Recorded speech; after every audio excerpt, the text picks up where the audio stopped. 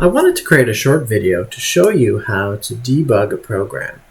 The first thing I want to do is demonstrate for you the three main types of errors that can occur in your program. And I've got a program here that has all three types of error. So the first type of error is called a syntax error. And more often than not, Visual Studio Code or whatever development environment you're using will actually identify this error for you before you even try to run the program. And you can see that's what's happened here. There's a little red curly bracket, a curly line underneath the zero here, kind of showing off to the right. And in fact, it gives you a little clue if you hover over it. It says, I expect a colon to be here. A syntax error is when you're actually using the wrong notation. So Python requires that at the end of your condition in the if statement, you have a colon just like you do with the loops. And this colon indicates that the next line is going to be indented. That contains the body of the if statement. So if you don't have that colon, it's actually incorrect. So this is the easiest one to find because it shows up in the development environment. It gives you a clue of what the problem is. It doesn't always give you such a perfect explanation of what it is you need to do in order to fix it. But you can also discover it when you try to run the program. In this case, the Python interpreter will give you a clue what's wrong. So in this case, it highlights the line. It shows you the line. It puts a little arrow pointing to where the problem is. It says which line of code did it occur on. So you can see that's why the lines of code are all showing up here on the left-hand side. And it shows that there's supposed to be a colon right here. So it says syntax error, invalid syntax. Okay, so that's the first type of error. Now, because I can't run anything until as soon as it encounters this error, it immediately quits the program. So I'm just going to temporarily comment out this code. If you want to do this, by the way, in your own program, you just highlight the lines that you want to comment out, and you do control slash, and that will toggle the comments on. And you push it again, it'll toggle them off. So I'm going to toggle it off just for now so that we can execute the next little bit of code. So the next type of error is called a runtime error. And a runtime error is a bigger category that describes any kind of error that happens at runtime. It means while the program is executing. So it's not possible for Visual Studio Code to know that I've made a mistake here because everything in these 4 lines of code here is perfectly valid Python syntax. Okay, and the issue actually has to do with, it just happens to be that I'm trying to do something that with a value that is not allowed. So let's run the program and see what we can do. So there's no hint available in Visual Studio Code, but if I do run the program, I do get a very clear error message. So in this case, it tells me integer division or modulo by 0. So saying I'm basically trying to divide by 0. That error is called a zero division error. It's on this line of code right here, which is on line 13 in my program. So right here inside my program. And that kind of makes sense because this modulo, we haven't looked at this in depth before, but the modulo operator is basically like a division. And what it does is it determines what the remainder is after it does division. So if you want to find out what n divided by divisor is, this expression right here with the double slash will give you the integer part of the division. So this will actually give us the ratio, but the integer division, and then this x divided by divisor, that'll give us the remainder. So these two, this is how you do integer division. Now, this is if you only want the result to be an integer. You can also do single slash, and what it'll do is it'll actually give you the floating point result of it. So 3 different ways of kind of doing division in Python. Finding out the remainder is really helpful because there's a few very useful ways that we can use this operator. So for example, if I were to say something like n%2, that's saying divide n by 2 and tell me what the remainder is. If n is an even number, the remainder should be 0. And if n is an odd number, the remainder should be 1. So I can use that to check to see if a number is odd or even. And here in this case, I'm using it to determine if n is divisible by divisor. If it's evenly divisible by divisor, then the remainder when I divide them should be equal to 0. So in this case, it's saying n is divisible by divisor. However, I'm getting a division by 0, meaning divisor is clearly equal to 0. So I have to actually figure out why this is the case. So as you'll often do, one way that you can do this is by adding some extra code, adding some print statements to see what it is that's the problem. So maybe the problem is n. So let's actually put something like n. And let's also print out the value of divisor. Okay, so let's print them both on the same line. I'll just put 2 curly brackets here with a comma in between. So it'll show n equals the value, comma, space, divisor equals the value. So let's see what this does. So in this case, it only prints out one line of code. It says n is equal to 13, which that makes sense, and divisor is equal to 0. So on the very first iteration of this loop, divisor is equal to 0. And that actually makes perfect sense. If you think back to the demos that we did in the last video, we talked about how if you use this range function, say for example range 5 will produce the values 0, 1, 2, 3, 4. I don't want 0 in this case. I want to check to see what are the divisors of n. So I actually only want to go between 1 and n. So in this case, this is a runtime error, and I made a mistake such that it's going to crash my program. But the program doesn't crash right away. It doesn't crash until it encounters that error, which is why it's called a runtime error. Okay, so in this case, I have basically fixed the error, and don't ignore this prime number stuff. That's part of the next section. But anyway, it goes through and it prints that number a bunch of times. Okay, so I guess we can get rid of that print statement here. So I'll just put a comment in here. This is called a trace statement used for debugging. And that's probably the most important tool that you're going to need in order to figure out how to debug your program. That includes for runtime errors and the next kind of error that we're about to talk about. So this is a pretty useful bit of code if you fix it. So what I'm going to do is I'm going to copy this for loop here and comment out the old broken version.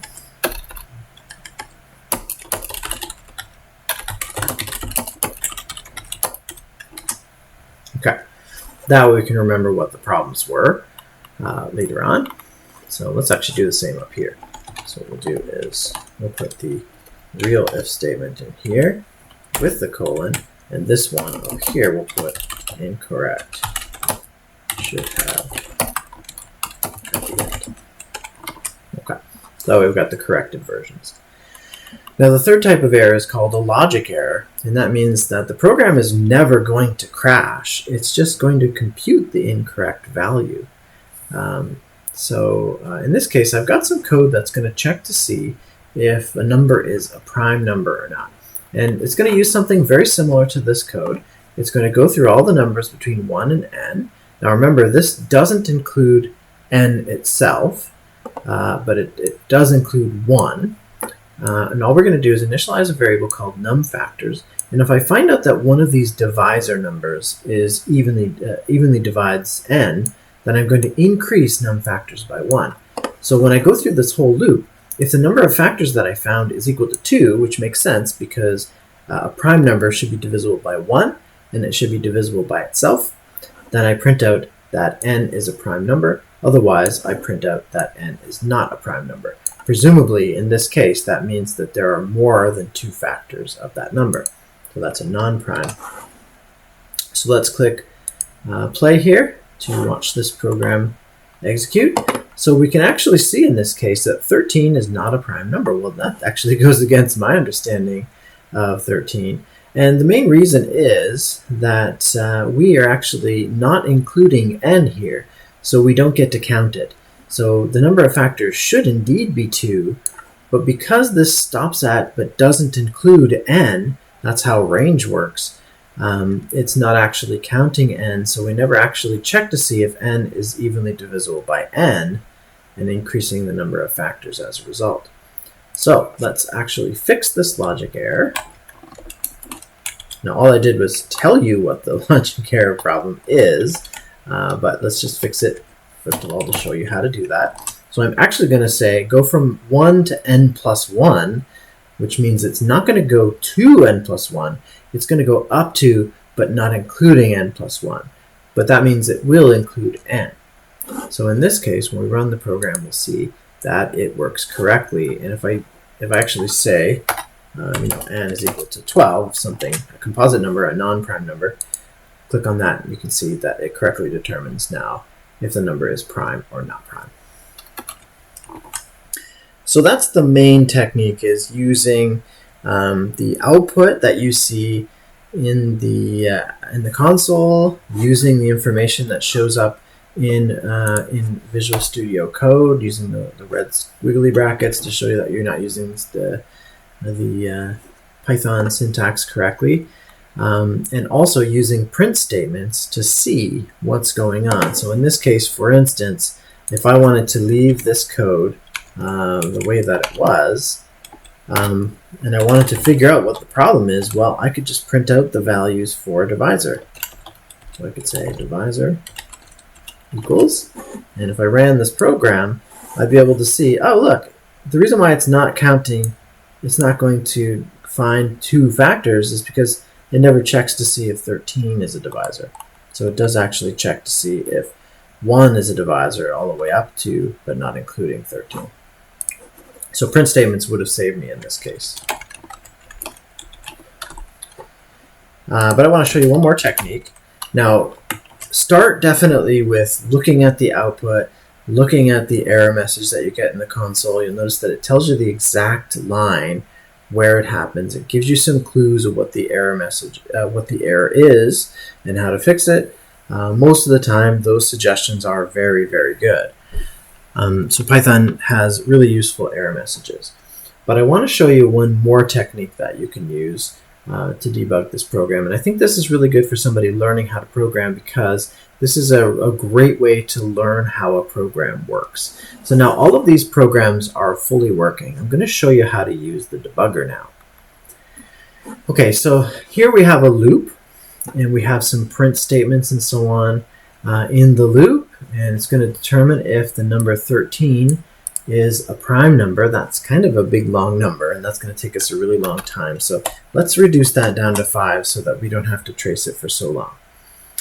The debugger is actually a tool that's available in most programming environments, including in VS Code, which we're using here.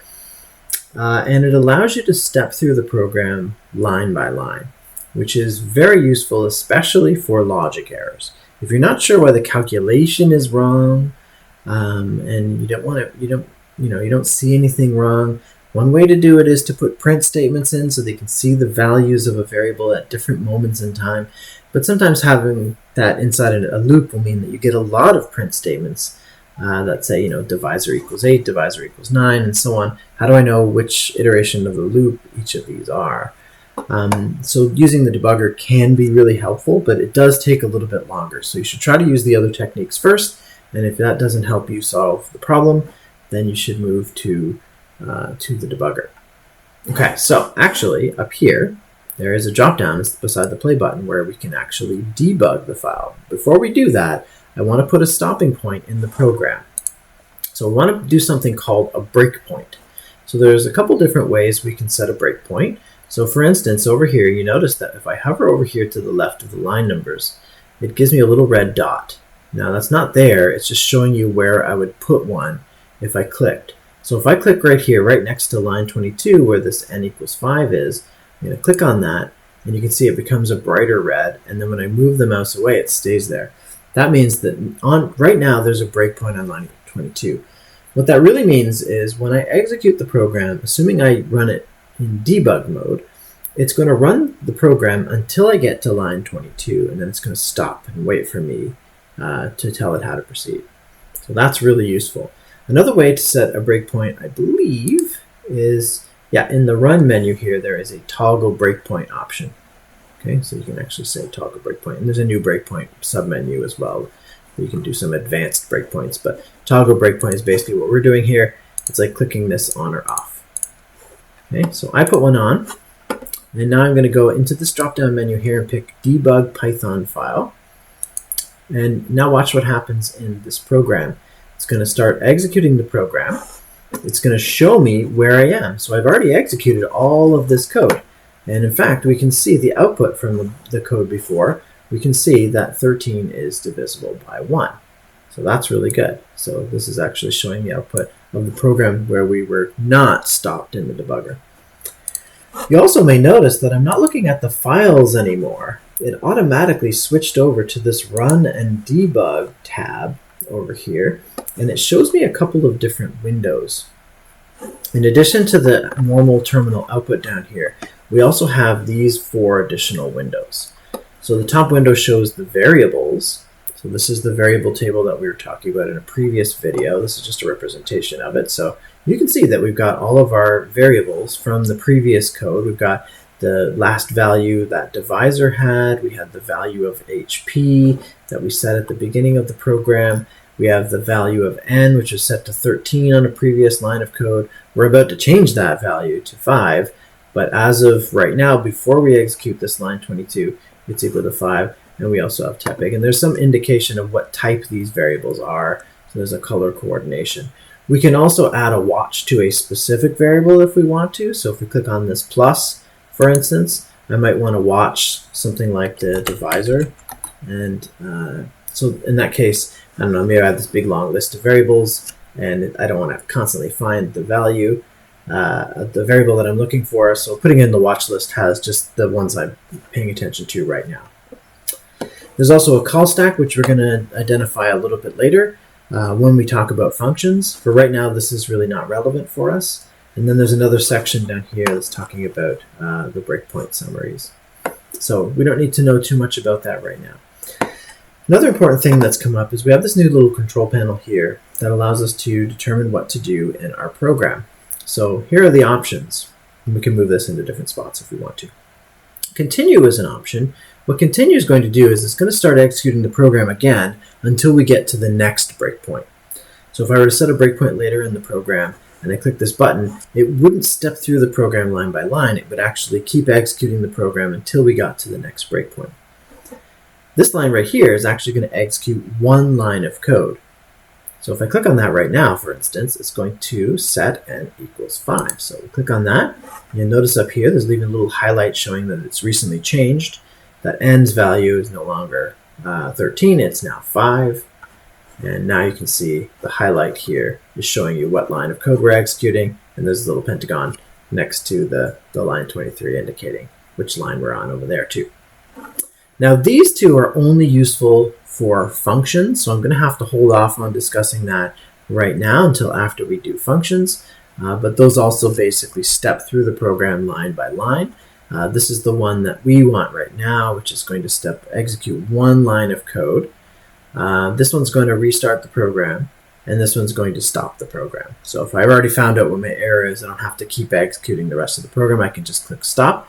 Or if I somehow missed what happened and I wasn't sure why the value became that, I can go back to the beginning and start over. Okay, so let's actually use this one. This is obviously the most important button for us right now, which is going to walk through the program line by line. Now it's going to skip things like comment lines and stuff like that, blank lines. But if I click on it, it's going to execute the num factors equals 0. Okay, so now actually there's a new variable in our variables list, num factors, and it's got the value 0 now. So now let's do a step here.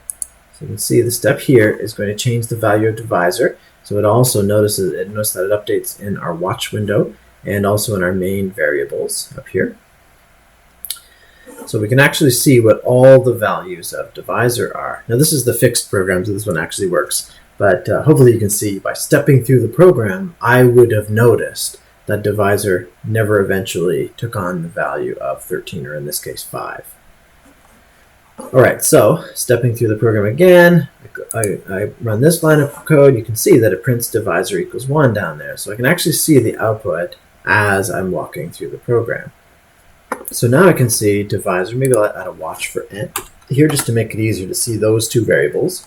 So I can, at a glance, I can see, okay, well, I'm doing n modulo 1, or in other words, divide 5 by 1 and see what the remainder is. Now it divides evenly by 1, so the result should be 0. So that's going to increase num factors.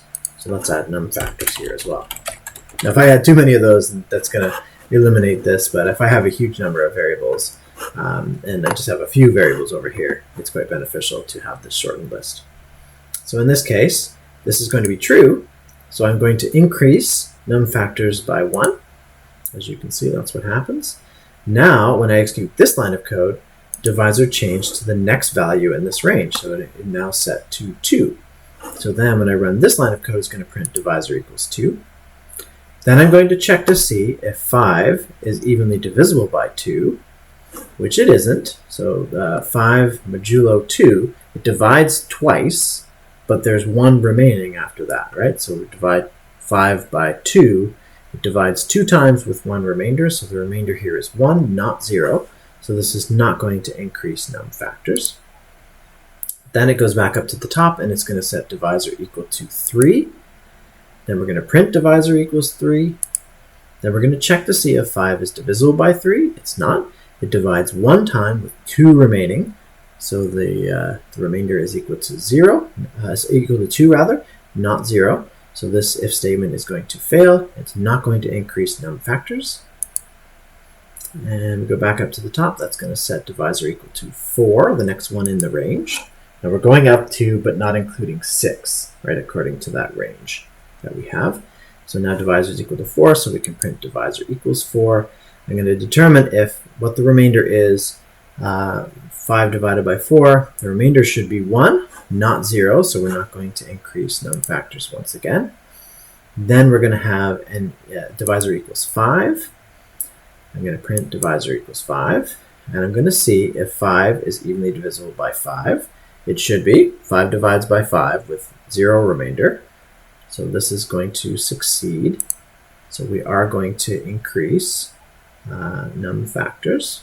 So now num factors is equal to 2, 1, and 5 being the factors. Then we go back up to the top of the for loop to check to see if there are any values left in range. 5 is actually the end. The next value is 6, but 6 doesn't get included. So we actually move on to the next bit of the program. So by now I would have found out the error, but it took a little while because you have to step through the program. If you're doing a lot of iterations of the loop, this could be quite tedious. So try to use some of the other mechanisms because they are a little bit faster first. But if you're really stuck and you're not sure why your program is doing the wrong thing, it's not crashing, it's not giving you an error message, it's just doing the wrong thing or calculating the wrong value, then this could be a really good approach for you to use. So now in this case, factors is equal to 2, so it's going to print out that it is 5 is a prime number, which is correct, of course. All right, so hopefully this helps you discover what your errors are.